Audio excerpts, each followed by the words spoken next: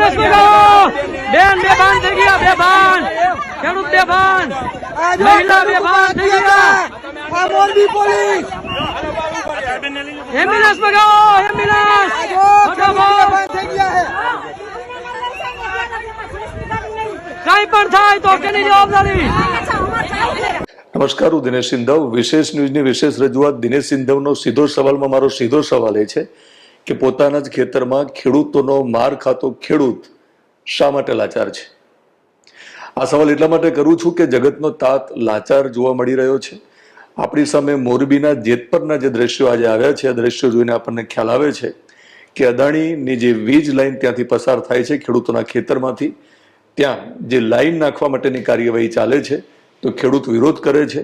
ખેડૂત જ્યારે વિરોધ કરે છે ત્યારે પોલીસ અને ખેડૂતો વચ્ચે સંઘર્ષ થાય છે। ખેડૂતોમાં ખાસ તો મહિલા ખેડૂતો આપણને જોવા મળે છે, ખેડૂતોના નાના નાના દીકરાઓ એટલે કે બાળકોને સંતાનો પણ આપણને જોવા મળે છે। અને પોલીસ જે કાર્યવાહી કરે છે, દ્રશ્યો આપણી સામે આવ્યા ત્યારે ચોક્કસ આપણને ન ગમવા જોઈએ, એટલા માટે કે આ જગતનો તાજ જ્યારે પકવે છે ત્યારે આપણા ઘરમાં ચૂલો સળગે છે। એ ચૂલો પછી કલેક્ટરના ઘરમાં પણ સળગે અને કોઈ પણ કોમન મેનના ઘરમાં પણ સળગે। તો આ માત્ર ખેડૂતની સમસ્યા નથી, આ સમસ્યા આપણી હોવી જોઈએ। હવે સવાલ એ છે કે જેતપરમાં જે કંઈ બની રહ્યું છે, તો સુરેન્દ્રનગરના કોંડ ગામમાં પણ જે પ્રકારના બનાવો બન્યા, ખેડૂત અને પોલીસ વચ્ચે ઘર્ષણ અને વીજ લાઈન નાખવાની જ આખી માથાકૂટ હતી, તો આ શા માટે થઈ રહ્યું છે?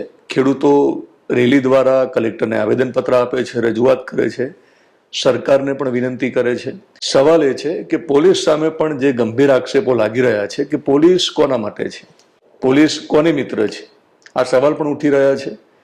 પોલીસ કોની છે? પોલીસ પ્રજાની છે કે પોલીસ ઉદ્યોગપતિની છે કે પોલીસ સરકારની છે? આ સવાલ એટલા માટે ઉઠે છે કે આ દ્રશ્યોમાં પોલીસ આપણને જોવા મળે છે, પોલીસ પાછળના ચહેરાઓ આપણને જોવા મળતા નથી। આ પોલીસને કોણ સૂચના આપે છે, ચહેરાઓ આપણી સામે આવતા નથી। ત્યારે પોલીસનો જે કર્મચારી વર્ગ છે, જે નાનો કર્મચારી વર્ગ છે, એ જ કેમેરામાં કેદ થાય છે, જે આપણને જોવા મળે છે। ત્યારે સ્વાભાવિક છે કે આપણી નારાજગી એમની સામે હોવાની, પણ હું બહુ સ્પષ્ટ માનું છું કે એ બધા ચિઠ્ઠીના ચાકર છે। પણ સવાલ એ છે કે ચિઠ્ઠીના ચાકર નેતાઓ હોવા જોઈએ, ચિઠ્ઠીના ચાકર સરકારમાં બેઠેલા અધિકારીઓ હોવા જોઈએ? કારણ કે જનતા જનાર્દન છે, પ્રજાના ચાકર બધા હોવા જોઈએ। હવે ઉલટું થયું છે, પ્રજા ચાકર બની ગઈ છે, પ્રજા પાસે માત્ર મત લેવામાં આવે છે। સત્તામાં બેઠેલા લોકો, એ પછી અધિકારી હોય કે પદાધિકારી હોય, એ પ્રજાને ચાકર માને છે, એટલે કે નોકર માને છે। એમાં ખેડૂત પણ આવી ગયો, ખેડૂતો નારાજ છે। હવે રાજુ કરપડા જેવા નેતા પણ ખેડૂતના નથી, પાલાંબલિયા અત્યારે એકલા લડી રહ્યા છે, ગોપાલ ઇટાલિયા પણ ત્યાં જાય છે, કારણ કે મૃત્યા પણ પછી ગયા। પણ સવાલ એ છે કે ખેડૂતોએ હવે જાતે લડવાની જરૂર છે। હું તમને એટલા માટે કહું છું, હું તો મીડિયામાં છું એટલે મીડિયા પર્સન તરીકે હું ખૂબ નજીકથી બધા લોકોને ઓળખતો હોઉં છું। તો ખેડૂતોના હિતમાં, એમાં દિનેશ સિંધવ પણ આવી ગયો કદાચ એક સમય, જરૂર લાગે તો, ખેડૂતોના હિતમાં વાત કરનારા બધા જ લોકો ઉપર વિશ્વાસ ના કરી લેશો, ખેડૂતો માટે લડવાની વાત કરનાર બધા ઉપર વિશ્વાસ ના કરી લેશો। સવાલ એ છે કે લડતમાંથી કોઈ આગેવાન નીકળે છે, એ આગેવાન પછી નેતા બને છે, નેતા બનીને વિધાનસભામાં જાય છે, તમે ત્યાં ના ત્યાં છો। તો તમારે જાગવાની જરૂર છે। વીજ લાઈન નાખવાની આખી જે માથાકૂટમાં ખેડૂત પરેશાન છે, ત્યારે ખેડૂતોએ કરંટ દેખાડવાની જરૂર છે, એ અંડર કરંટ હોવો જોઈએ। તમને બહુ સ્પષ્ટ કહું છું, કોઈ પણ મીડિયાના પત્રકાર, કોઈ પણ નેતા, કોઈ પણ પક્ષના કે કોઈ નવા ઉભરેલા નેતા, આ તમારો કોઈ ઉદ્ધાર કરવાનું નથી। આ બધા પોતાના માટે જ તમને દેખાડી રહ્યા છે, તમારા માટે લડવાની વાતો કરી રહ્યા છે। લડવાનું તમારા જાતે છે। તમને થતું હશે કે દિનેશભાઈ નેગેટિવ વાત કેમ કરો છો? હું કોઈ નેતાનો વિરોધી નથી, જે તમારા માટે લડે છે એમને લડવું જોઈએ, એ વિપક્ષમાં બેઠા છે ને એમને લડવાનું છે। પણ એ લોકો ક્યાં સુધી લડશે? કારણ કે તમે લડતા નથી ને, એટલા માટે હંમેશા લડે છે અને એમની લડાઈ અધૂરી છે। તમારે લડવાની જરૂર છે, તમારે જાગવાની જરૂર છે, તમારે તમારો કરંટ દેખાડવાની જરૂર છે। વીજ લાઈનમાંથી પસાર થતો જે કરંટ છે ને, એ અત્યારે તમને દઝાડી રહ્યો છે, કારણ કે તમે કરંટ દેખાડતા નથી।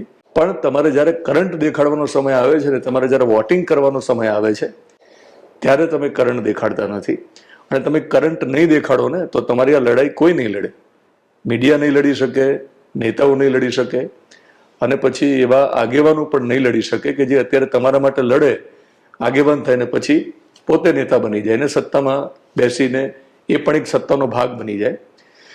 તો હું બહુ સ્પષ્ટ માની રહ્યો છું કે મારો આજનો જે સવાલ છે એ સવાલ મેં જ્યારે કર્યો છે ત્યારે ખેડૂતોને નહીં ગમે, પણ હું એવું બહુ સ્પષ્ટ માનું છું કે ખેડૂતો તમારી આ દયનીય સ્થિતિ માટે તમે ખુદ જવાબદાર છો. તમને થતું હશે કે દિનેશભાઈ તમારે તો ઓફિસમાં બેસીને બધી વાતો કરવી છે. હું પોતે ખેડૂત છું, ખેડૂતનો દીકરો છું, એટલે હું બહુ સ્પષ્ટ માનું છું કે આ લડાઈ તમારે લડવી પડશે.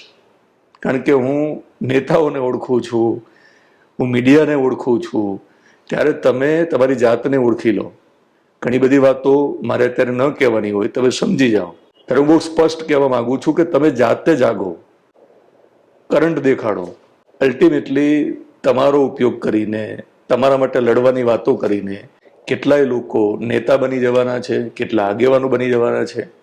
તો ખેડૂત જ પોતાનો જો જગતનો તાત હોય તો આ જગતનો તાત આટલો ડરપોક ન હોવો જોઈએ, આટલો નમાલો ન હોવો જોઈએ. કરંટ દેખાડો, કરંટ દેખાડશો તો તમને ખ્યાલ છે કે વીજ લાઈનનો જે કરંટ છે એનાથી પણ મોટો કરંટ તમારો હોઈ શકે. અને ખેડૂતોનો કરંટ બહુ પાવરફુલ હશે, ભલભલાને મુર્શિદ કરી દેશે, અને વધારે મારે કહેવાની જરૂર નથી. તમે કરંટ દેખાડો, પછી જુઓ શું કમાલ થાય છે. દિનેશ સિંધવનો સીધો સવાલમાં ફરી મળીશ, ત્યારે આવા કોઈ સવાલ સાથે મળીશ. યુટ્યુબમાં મને જોતા હોય તો આપણી યુટ્યુબ ચેનલને તમે સબસ્ક્રાઇબ કરશો, ફેસબુક પેજ અને ઇન્સ્ટાગ્રામમાં જોતા હોય તો ફોલો કરશો.